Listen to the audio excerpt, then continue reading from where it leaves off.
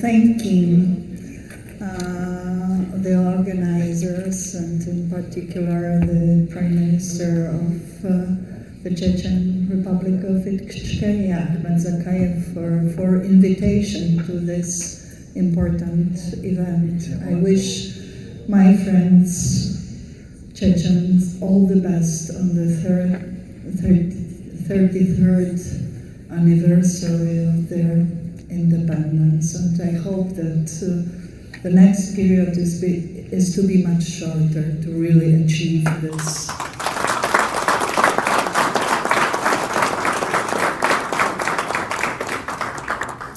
Independence. I'm sorry not to speak Russian, although I do understand that I speak.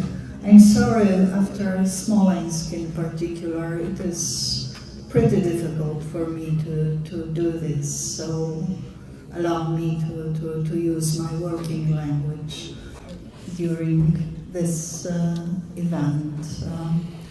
Well, the topic is, as all our topics, shaped in the context of ongoing Russian war on Ukraine.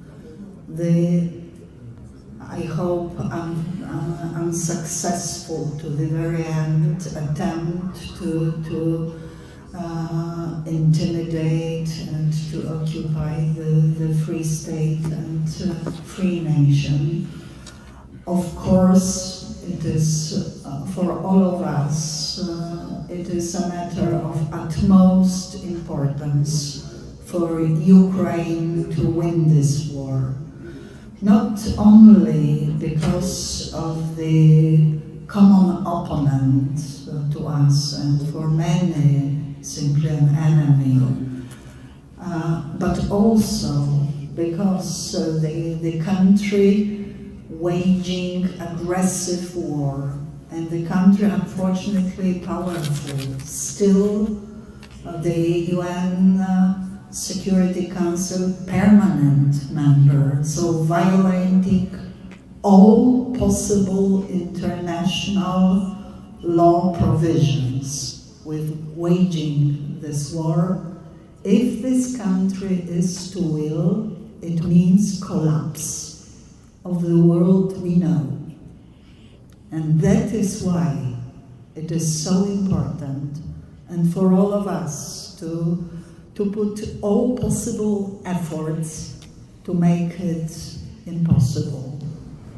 Simply, therefore, without much ado, because we have excellent, very professional speakers, experts on this, I would like to give the floor to them. First, starting with Refat Čubarov, the chairman of the Majlis of Crimean Tatars. I would like to remind you that a long time already ago, before waging war on Ukraine, Vladimir Putin started with delegalizing the Majlis, whatever that meant. But certainly we know, and we know in Europe, in the EU institutions, Refat Čubarov for quite a long time as fighting for the free word, for rights of his people, and his statements about the fate and history of people living in Crimea and prevented from executing their rights by Tsarist Russia, then by the Soviet Union, and now by the Russian Federation led by Vladimir Putin, is extremely important. Mr. Čubarov, floor is yours.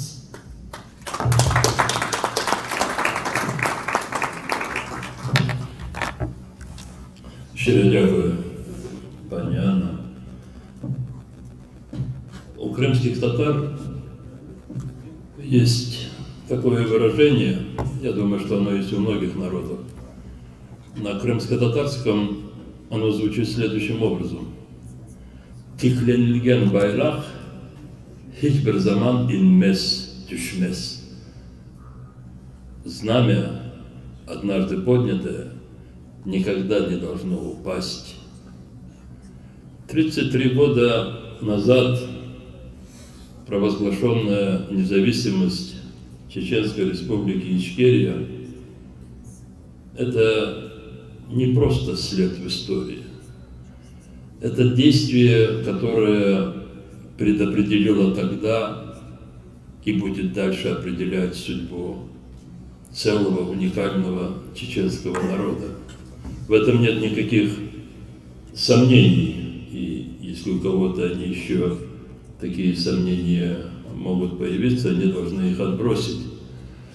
Гарантией того, что это случится, есть чеченские батальоны в Украине, которые защищают украинскую независимость для того, чтобы остановить агрессора, поработившего очень многие народы, проживающие на территории пока еще Российской Федерации. Этому гарантия деятельность правительства Чеченской Республики Ичкерия, нашего очень близкого друга Ахмеда Закаева. Я хочу вам передать приветствие Мустафы Джемилева. Господин Ахмед был пару недель назад, вместе мы были, и пригласил Мустафу Джемилева, но он не смог сегодня приехать.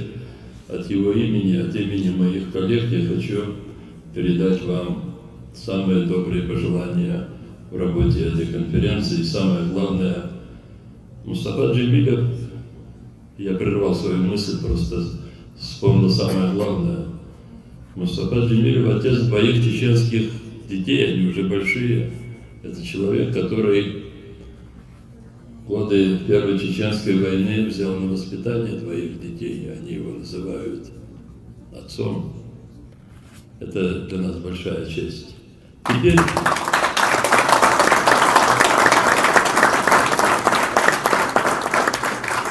Теперь по поводу нашей темы я постараюсь не повторять то, что уже говорилось. Очевидные вещи.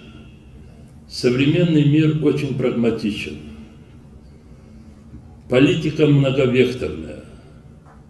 Многие политики, это не зависит от страны, они как флюгеры. И они хотят поймать только тот ветер, который их приближает к победам на очередных выборах. Но какой бы ни был бы прагматичный этот мир, все равно глобальный мир возможно сохранить только на тех ценностях и на тех принципах, которые положены в основу международного права. Я не хочу сейчас продолжать ту дискуссию, которая была, но если кто-то считает силу самым главным аргументом, мы можем с ним согласиться только в том понимании, что эта сила должна применяться в рамках закона. И вот этот глобальный мир, для того, чтобы сохраниться, он должен следовать принципам. И эти принципы говорят о том, что все народы равны в своих правах на определение своей судьбы. Разумеется, каждый из нас, здесь присутствующих, хочет счастья своему народу. И это абсолютно нормально. Желая счастья своему народу и определяя свои действия, мы должны думать о безопасности наших народов. И снова возникает вопрос, на основе чего мы будем достигать этой безопасности? И снова мы будем говорить о международном праве, о международных организациях. И если будем говорить негативно, то только с целью для того, чтобы их усовершенствовать, для того, чтобы сделать их более эффективными. Мы все знаем, что Совет Безопасности не может решить практически ни одну проблему. Мы знаем, что ОБСЕ, которая создавалась для того, чтобы предотвращать конфликты, останавливать войны, она абсолютно беззуба. Мы многое что знаем, значит, надо их все усовершенствовать, оставляя незыблемыми те принципы. Каждый народ хочет определять свою судьбу. Безопасность наша. И вот когда мы говорим о безопасности, мы не можем не говорить о России. Я меньше всего хотел бы при всех моих очень таких накопившихся нехороших чувствах, особенно после 2014 года, после оккупации Крыма по отношению к России, иногда это прорывается по отношению к русским, я очень хотел бы, тем не менее, чтобы мы, говоря о России с точки зрения безопасности наших народов, говорили бы не о русских, как о этническом сообществе, многие имеют на это свои взгляды, а говорили бы о природе агрессии России и откуда она берется. И вот в моем не то что представлении, а глубочайшем убеждении, постоянная агрессия России – это есть особый инструмент, способ для того, чтобы удерживать под контролем, сохранять контроль над всей той огромной территорией и порабощенными народами. Внешняя агрессия – это метод управления страной, иначе они не смогут управлять этой страной. Но эта внешняя агрессия, это мы знаем в истории, по истории наших народов, это постоянные бедствия, катастрофы для всех ее далеких, близких соседей. Я не все сейчас могу перечислить, и нет в этом необходимости из истории, но возьмите здесь хотя бы рядом сидящих все разделы Речи Посполитой. Мы когда говорим о России, мы говорим, начиная от Московского царства, Российской империи, потом реинкарнация Советский Союз и теперь Российская Федерация. И столетия назад в нашей истории все бедствия Речи Посполитой – это Москва. Если мы перейдем на 20-е столетие, Голодомор, депортации народов, я называю из разных эпох. И это говорит о том, что независимо от того, какие режимы выстраиваются на этой территории, они все направлены на то, чтобы максимально расширять свои владения, максимально доминировать своими интересами на территории чужих народов. И мы не можем это не брать во внимание, когда говорим о будущем наших народов. Я пытаюсь завершить. Второй фактор, это очень важный, все это во взаимосвязи. Первая взаимосвязь, пусть кто-то нас представляет такими, которые мы думаем только о своих народах. И мы говорим, для нас нужна безопасность. Вот эта безопасность для всех, для Украины, для других соседей, для народов, которые стремятся к своей независимости и сейчас находятся внутри России, эта безопасность требует того, чтобы этот источник агрессии был ликвидирован. Соответственно, мы говорим о России как о государстве, ее нынешних территориях. Но мы же туда не принесем эти изменения. Мы же не россияне, мы не придем туда с агрессией устанавливать свою власть. И тогда выходит второй фактор. Все народы одинаковы в своем праве на то, чтобы определять свою судьбу. Все подневольные народы России, они имеют право сами определять свою судьбу на собственных территориях. И вот для того, чтобы создать условия, чтобы они смогли это право при желании реализовать, вот на это мы и существуем. Потому что, желая, нуждаясь в помощи других в защите наших интересов, Мы также должны исходить из того, что кто-то может нуждаться в нашей помощи для того, чтобы защитить свои интересы. Таким образом, я завершаю двумя выводами. Почему Россия не может как государство далее сохраняться в ныне существующих границах? Первое. Потому что она будет постоянным источником угрозы по отношению к нам, ко всем. И не только тем, кто в зале, а ко многим представителям других народов. Россия угроза, и ее надо ликвидировать как угрозу. И второе, там есть народы, которые стремятся к своей независимости. Чеченский народ в авангарде этих стремлений. Но есть и другие народы. Мы, которые хотим такого же отношения к себе, должны помочь этим народам. Спасибо за внимание.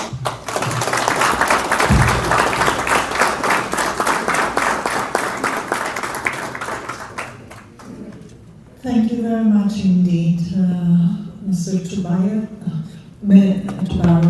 We speak about the right of captive nations still living within the borders of the Russian Federation that were colonized. Actually, it was one of the ideas that were raised in the EU institutions and in other institutions in the world also because of work of many politicians or MEPs that were mentioned here. I would like to thank my dear colleagues Kurochkin of France, a person like of Lithuania and many others. With them we were able to explain to numerous interlocutors the nature of this process. Please excuse my stay, my jet lag, because I just returned yesterday from Taiwan. It was the venue of the meeting of Free Nations of Post-Russia forum that I usually participate in. It was the large delegation of Japanese experts, there, scholars, people of academia and politicians speaking. It was extremely interesting because generally Japan is very fond of the concept of maintaining political status quo within the world and guarding security of the world. Yet, in our deliberations, we speak about geopolitical shift and a chance this geopolitical shift gives nowadays to nations that are still captive. And the term used some time ago within the US Congress and US institutions. Probably it is the background of what Adam Borowski was talking about, because our Polish tradition is always to perceive even most disturbing time as a chance to achieve independence, and that I, of course, wish our friends and brothers and sisters. But I would like to ask Professor Yoko Hirose now to present the views of Japanese scholars.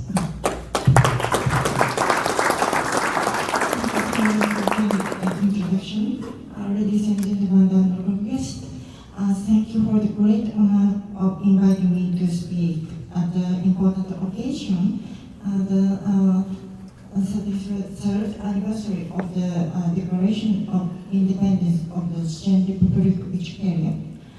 Today we celebrate the courage, resilience, and unyielding spirit of the Chechen people who had fought for their freedom against overwhelming odds. It is a privilege to be here with you to mark this significant milestone and history of your struggle for the independence and self-determination. 33 years ago, in 1991, the Chilean people made a bold and rightful declaration of independence, asserting their fundamental right to self-governance and freedom from centuries of imperial oppression. On this anniversary, we reflect on the enduring strength of the Chechen people who had faced through relentless adversity but have never lost their resolve. Despite the brutal wars, the deportation and the systematic repression and ongoing occupation, the Chechen people's desire for freedom has remained unbroken. I want to express my deepest gratitude to you all for inviting me to share in this celebration. It is a profound reminder that the cause of freedom and justice transcend borders and bring people together in solidarity. This conference is a great proof that strong spirit of Chechen people and their ongoing fight for self-determination. As we gather to celebrate this anniversary, it is essential to recognize the continued relevance of your struggle at one of United Nations International Covenant on Civil and Political Rights, and ensures the right of all peoples to self-determination, a right that boldly excites by Chechen Republic Ickeria in its declaration of independence. Yet Moscow has repeatedly and violently denied this right and maintained its colonial grip over Chechnya through occupation, repression, and imposition of puppet regimes. The Chechen people have long been subjected to internal colonization as defined by scholars.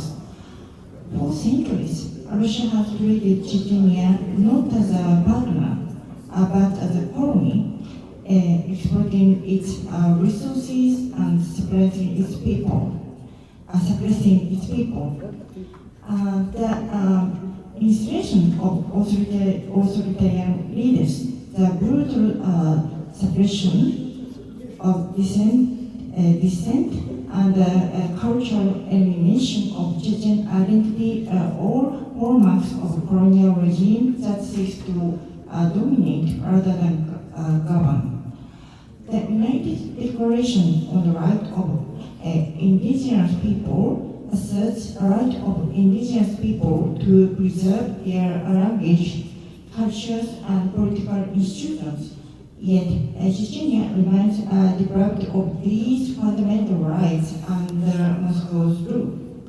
As we speak, the Chechen people are once again put in the crosshairs of Moscow's imperial ambitions.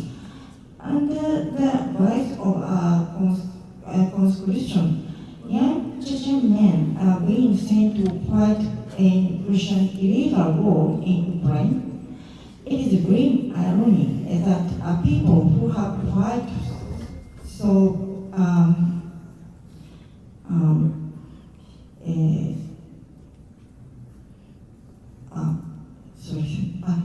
it is a grim irony that people who have fought so valiantly for their own independence are now forced to suppress the freedom of another nation. Chechen are being disproportionately conscripted, used as a town holder while ethnic Russian and spared the brunt of the conflict. This is not only a violation of international law, but also a clear reflection of Russian colonial mindset, exploiting the minority population to further its imperial goals. The war in Ukraine is in many ways a reflection of the same struggle that Chechen people have faced for the generations. A great fight for sovereignty is the battle for the same principle that Chechen Republic Ickeria stood for in 1991, the right to self-determination, freedom for external domination, and the desire to live in peace and dignity.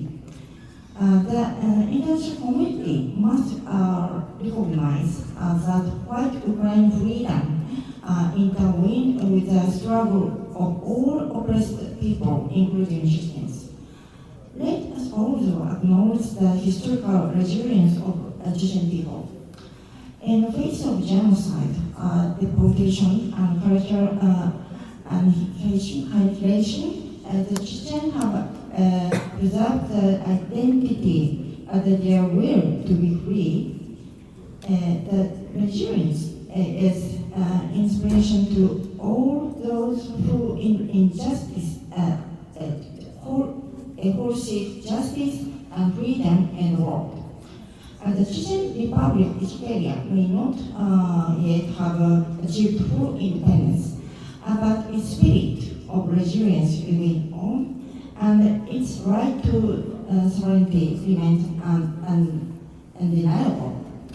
As we celebrate the 33rd anniversary, I stand in solidarity with the Chechen people. Your struggle is not forgotten, and your cause is just today, as it was in 1991. The right to self-determination is a fundamental human right, and it is a collective responsibility to ensure that the right is respected, not only in Chechnya, but across all regions where peoples are denied their freedom. In closing, I'd like to thank you once again for the invitation to speak at this momentous event. Today is not a celebration for past, for the reaffirmation of the Chechen people's rightful place and future. A future where Chechen is free and sovereignty and proud. The path to independence may be long, but with courage and determination that the Chechen people have shown, I'm confident that your aspiration will one day be realized. Thank you, and long live the Chechen Republic of Ickeria.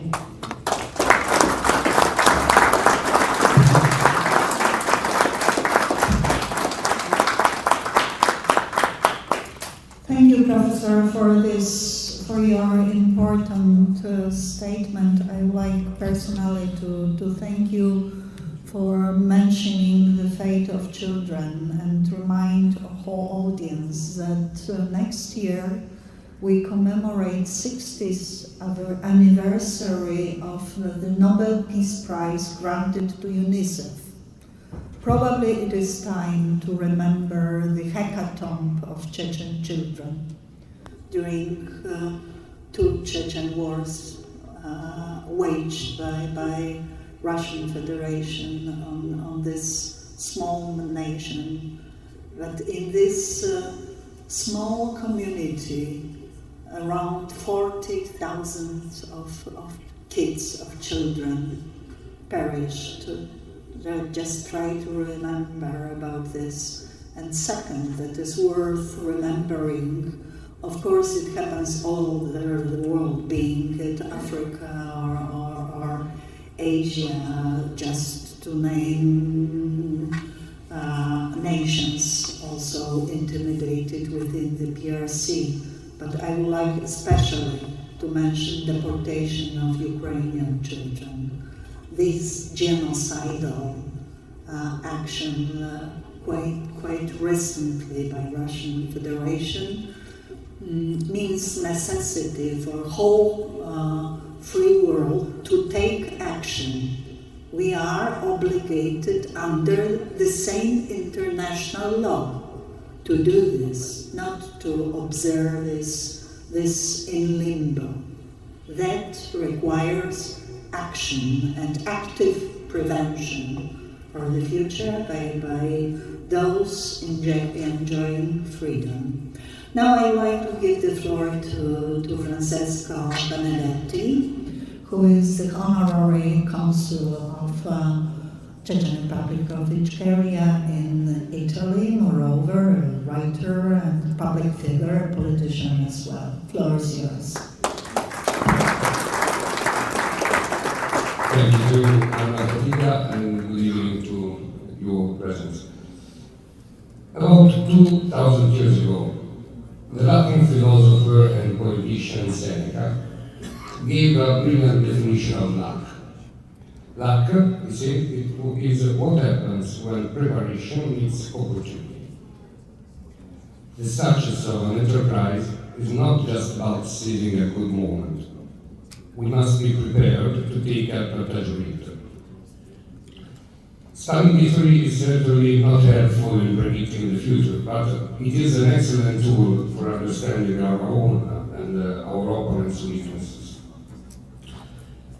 Indigenous peoples have been fighting Russian colonial imperialism for centuries, and in at least 2 cases in the last century, with the Confederation of the Peoples of the North Caucasus and eventually with the Czech Republic of Ickeria, independence was achieved.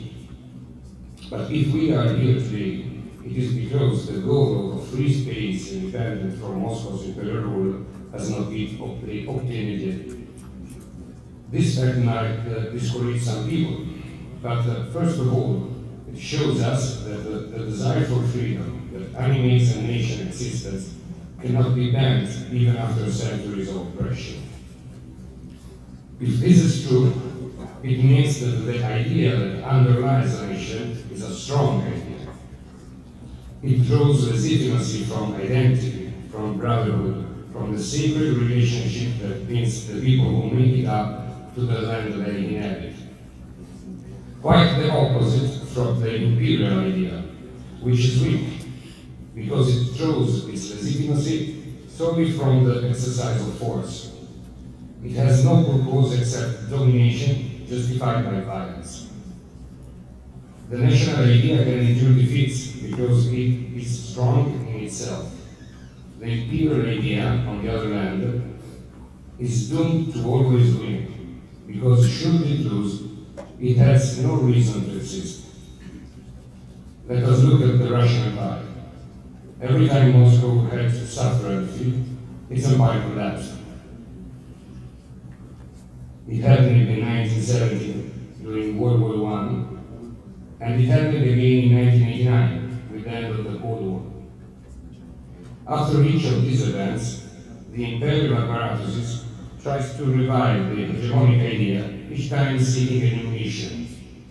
The third Rome of the Tsars was replaced by the fatherland of the socialism, and then, having exhausted this ideological fuel as well, they moved on to put in united Russia. 3 masks, equally grotesque, hiding a crumbling, social disintegrated, economically oligarchic, politically backward reality, capable of propping itself up solely on war. With the invasion of Chechnya in 1994, past Soviet Russia threw these masks before the world, proving no less arrogant, no less cynical, no less cruel than the Russias that had preceded it. In fact, the war in Ukraine can be said to have begun in Chechnya. The genesis, development, and unfolding of this bloody conflict seems like the draft of the script that the world is witnessing in these years between Donbass and Crimea. Even then, as today, Russia invaded a free state, masking the war it was unleashing behind the definition of a special operation. Even then, as today, the enemy of the Russian state had been labeled and demonized. If Zelensky and his government are called Nazis today, Dudayev and his ministers were called bandits back then.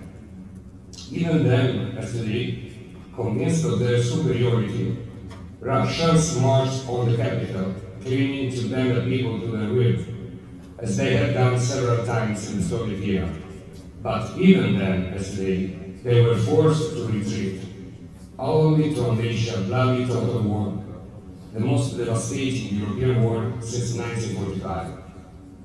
The first Russian-Chechen war, as well as the Russian-Ukrainian war, were the tragic products of the Russian revanchism.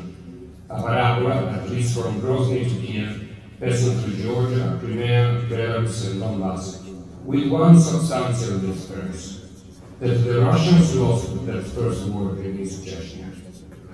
Their ambitions, based on the war foundations of a crowning empire, ended up frustrated by the stubbornness of a nation immensely inferior in numbers and tools to the Ukrainian one, which today defends its land from the war unleashed by Putin. This story can teach two important lessons. What happened when you indulge to the ambition of an empire, and how to defeat it. If it is already too late to put the first into practice, for the second we are still in time. If all that I have said is true, if should Russia lose the current war, its unstable imperial scaffolding should crack. This would present a unique opportunity for the indigenous people to take the necessary action to free themselves from the Moscow rule. And yet, this opportunity should catch these people prepared. How then to prepare to seize the right opportunity? I believe by consolidating national sentiment as much as possible, by gathering and telling their story to the younger generation, by involving them in political movement without being afraid to delegate position of power to them, by accepting within organizations struggling for independence, even critical or skeptical voices, as long as they are useful in broadening the debate, by making wide and constant use of communication in order to be able to build a cross-party consensus front in support of the indigenous people independence. If the Putin regime falls, the window of time available to Chechnya, Dagestan, Chechnya, and Circassian, and all their partners will be reduced.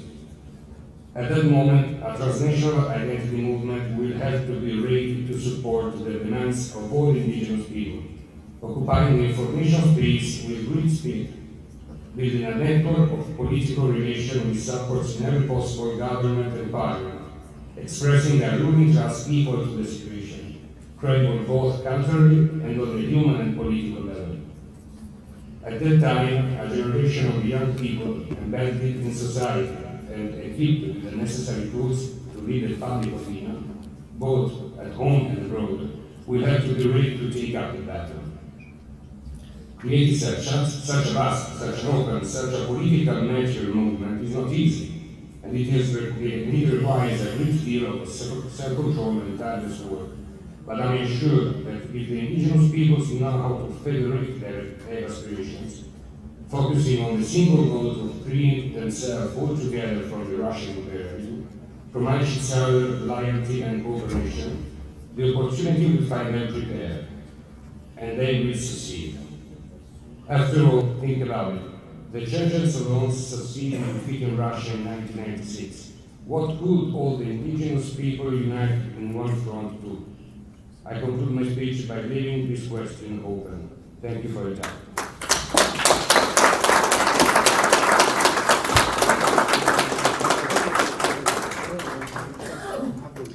Thank you very much indeed, Mr. Benedetti.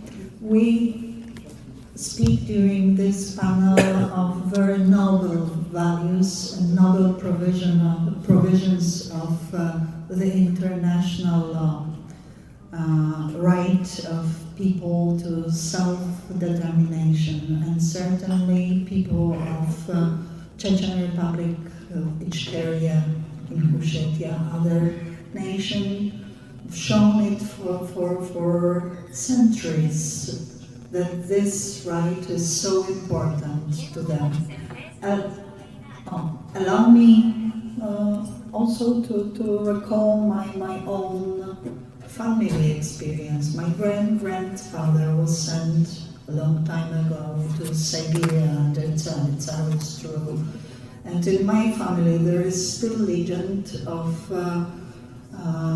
nice, kind people full of compassion living on the very difficult route to this place. totally different than oppressors, direct oppressors. That is one thing. And second one is for the whole free world. The message, do not be afraid of free nations emerging. The collapse of the Soviet Union was the opportunity to emerging of independent countries, independent nations, so well and easily adapted to free world despite all difficulties. I would like also to remind about conclusions of the previous panel on Circassians.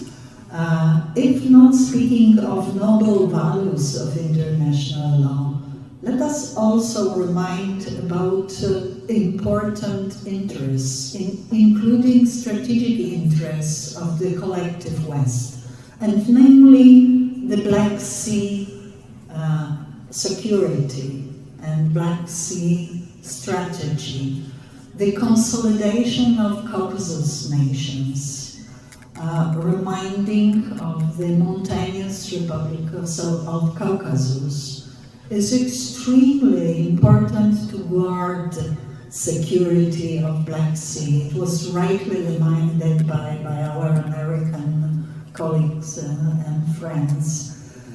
It is so important because once a day, once more after considerable long period of security within the Black Sea, allowing Ukraine to use Black Sea routes. Once more, Russia tried to regain control of these important sea routes.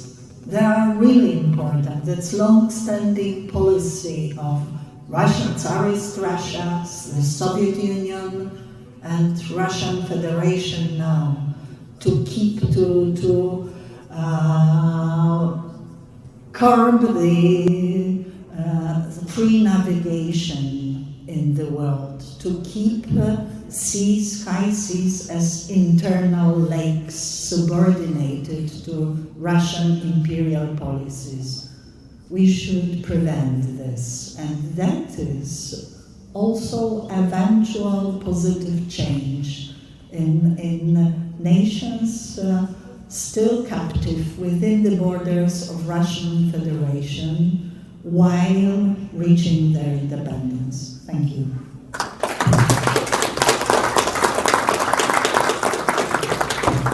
I would like to thank all panelists for their valuable contribution. Thank you.